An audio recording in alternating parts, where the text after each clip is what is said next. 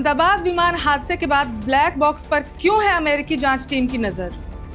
क्यों हथियाना चाहती है अमेरिकी जांच टीम ब्लैक बॉक्स? क्या भारत अमेरिका को सौंप देगा ब्लैक बॉक्स? ब्लैक बॉक्स फिलहाल कहां है और कब तक आएगा इसका रिपोर्ट? नमस्कार, मेरा नाम ऋचा पराशर है और आज हम अहमदाबाद में क्रैश हुए AI-171 बोइंग 7878 ड्रीमलाइनर विमान के ब्लैक बॉक्स पर चर्चा करने वाले हैं।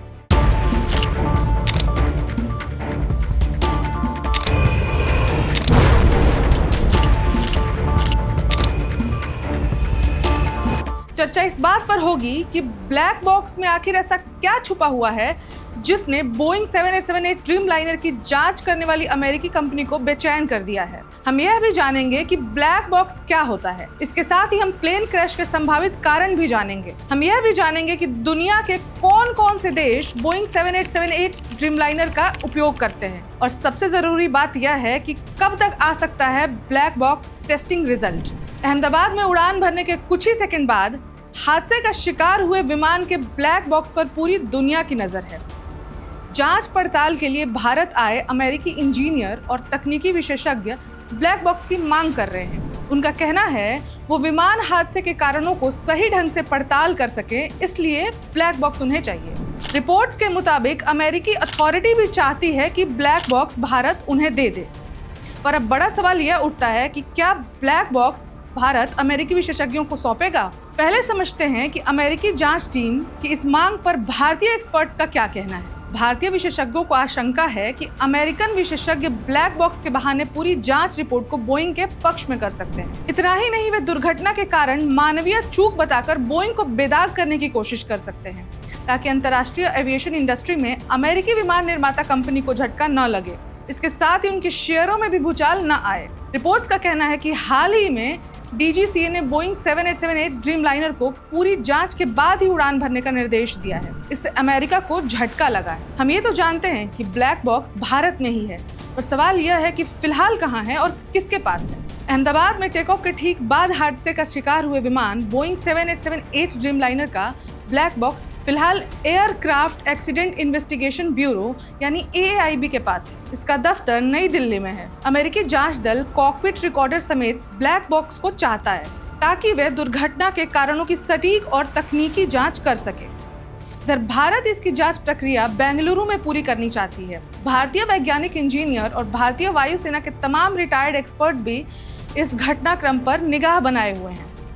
एक्सपर्ट्स का कहना है कि भारत को किसी भी सूरत में ब्लैक बॉक्स को अमेरिकी विशेषज्ञों को नहीं देना चाहिए। उनका यह भी कहना है कि भारतीय विशेषज्ञ इसकी जांच करने के लिए और सही कारण का पता लगाने में बिल्कुल सक्षम हैं। आवश्यकता पड़ने पर इसकी जांच में इंडिपेंडेंट इंटरनेशनल एजेंसी की सहायता ली जा सकती है, लेकिन इसे अमेरिका को दे देना ये सही नहीं होगा। हमारे लिए यह जानना भी जरूरी है कि क्या होता है ब्लैक बॉक्स और उसमें क्या क्या डेटा मिल सकता है। तो आपको बता दें कि यह आमतौर पर चमकीली नारंगी रंग का रिकॉर्डर होता है। ऑरेंज कलर इसलिए भी रखा जाता है ताकि इसे आसानी से ढूंढा जा सके। यह हर प्लेन में होता है।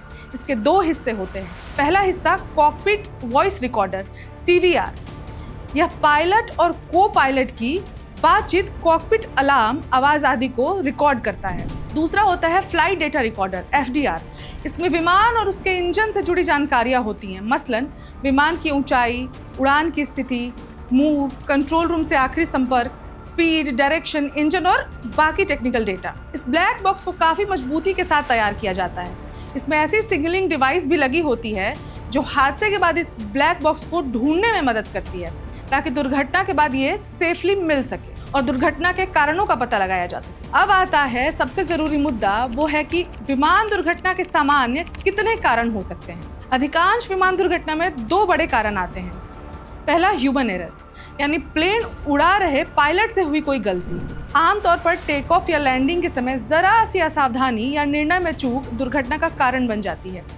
यहाँ पायलट की सूझबूझ काफी महत्वपूर्ण होती है। दूसरा कारण है तकनीकी कारण।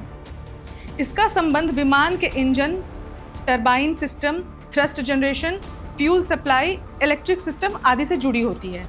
इसके अलावा विमान पक्षी के टकराने या फिर रनवे पर किसी जानवर के या ऑब्जेक्ट के आने से भी दुर्घटनाग्रस्त हो सकते हैं। बोइंग 7878 ड्रीमलाइनर के ब्लैक बॉक्स पर भारत के साथ साथ पूरे विश्व की निगाह है। लेकिन क्यों? अब आइए जानते हैं इस विमान के बारे में, साथ ही यह भी जानते हैं कि कौन कौन से देश इसका इस्तेमाल करते हैं। बोइंग 7878 ड्रीम लाइनर अमेरिकी विमान निर्माता कंपनी बोइंग का सबसे शानदार विमान है, लेकिन 2011 से आसमान में उड़ान भरने के बाद से ही इसकी परेशानियां कम नहीं हो रही हैं। कभी लिथियम आयन बैटरी को लेकर समस्या तो कभी कुछ और। यह विमान mid size twin engine jet airliner है। इसके केबिन फीचर अत्याधुनिक, 20% तक कम इंजन लेने वाला और 248 यात्री को ले जाने में सक्षम है। इसकी रेंज भी 7650 से 8200 नॉटिकल मील है। यह जापान, अमेरिका, सिंगापुर, एतिहाद एयरलाइंस समेत तमाम एयरलाइंस का हिस्सा है। दुनिया में इस समय इस सीरीज के 2137 से अधिक विमान उड़ रहे हैं। इधर सूचना है कि ब्लैक बॉक्स को खोलने, उसकी एनालिसिस समेत अन्य जांच पड़ताल का काम बेंगलुरु में शुरू हो चुका है। संभावना तो यह भी जताई जा रही है कि अगले 2 से 3 दिन में कारणों का पता चल जाएगा। इधर इंडियन एयरलाइंस में सेवाएं दे चुके और अहमदाबाद बोइंग 787 हादसे में जान गंवाने वाले वरिष्ठ पायलट सुमित सभरवाल के पायलट दोस्त ने कहा कि सुमित सभरवाल ने 8000 घंटे से अधिक कॉकपिट में बिताए हैं। यह मानवीय चूक का मामला आने का कोई गुंजाइश नहीं है। खैर, अहमदाबाद प्लेन क्रैश एग्जैक्टली किस कारण से हुआ, यह तो ब्लैक बॉक्स जांच की रिपोर्ट आने के बाद ही पता चलेगा। ऐसी ही और रिपोर्ट्स के लिए बने रहें वन इंडिया के साथ। धन्यवाद। Subscribe to One India and never miss an update. Download the One India app now.